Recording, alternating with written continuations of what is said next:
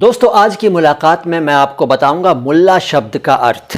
मुल्ला, जी हाँ, इस शब्द को क्या आपने कभी प्रयोग किया है? क्या आपने किसी को कभी मुल्ला कहा है, या आपको कभी किसी ने मुल्ला कहा है? कहा हो या ना कहा हो, लेकिन मुझे यकीन है कि आप में से ज़्यादातर लोग मुल्ला शब्द का अर्थ नहीं जानते हैं। अभी जान जाएंगे, मैं आपको बताऊंगा। देखिए, आमतौर पर मुस्लिम लोगों को आजकल कुछ लोग, सब नहीं, कुछ लोग मुल्ला कहने लगे हैं। मेरे एक दोस्त हैं, वो एक दिन आए और बड़े नाराज़ थे। बोले, यार मेरा एक दोस्त है, वो मुझे मुल्ला कहता है। तो मैंने कहा, भाई इसमें बुरा मानने की क्या बात है? तो बोले, नहीं यार, ये कोई तरीक़ा है, मुल्ला कहता है, नाम लिया करे।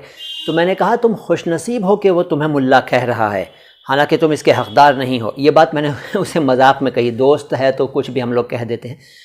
तो अब वो और चिढ़ गया, बोला, यार इसमें मतलब क्या अजीब बात कर रहे हो तुम। और फिर मैंने उसको बताया कि मुल्ला शब्द का ये अर्थ है। तब जाकर वो खुश हुआ और फिर बात कभी भी ख़राब नहीं हुई उसके दोस्त के साथ। तो मुल्ला शब्द का अर्थ जानिए। मुल्ला शब्द अरबी और फ़ारसी दोनों में चलता है और इसका अर्थ है विद्वान व्यक्ति। विद्वान व्यक्ति, जानकार, ज्ञानी व्यक्ति।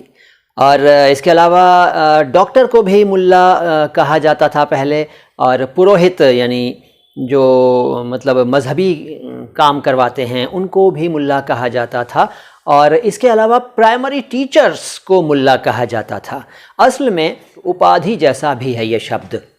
तो अगर आपको आज के बाद कोई मुल्ला कहे तो नाराज़ मत होइए और ख़ुश हो जाइए, उसका शुक्रिया अदा करिए कि भाई साहब आपका बहुत बहुत शुक्रिया, धन्यवाद कि आपने मुझे इस लायक समझा, इस काबिल समझा, वरना मैं तो एक अदना सा व्यक्ति हूँ।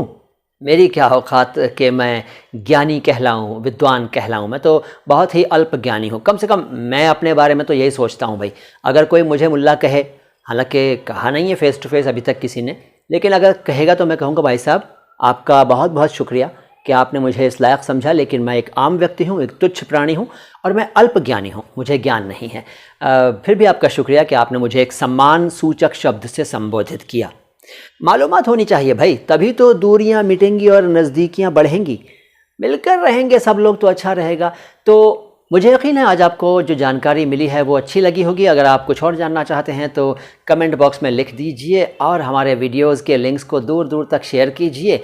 अगर आपने इस वीडियो को अभी तक लाइक नहीं किया है तो लाइक का बटन दबा दीजिए और जुड़े रहिए माय हिंदी माय उर्दू के साथ, क्योंकि घमंड से नहीं, बड़े ही अदब से मैं कहना चाहूँगा कि जो हम बताएंगे वो कोई नहीं बताएगा।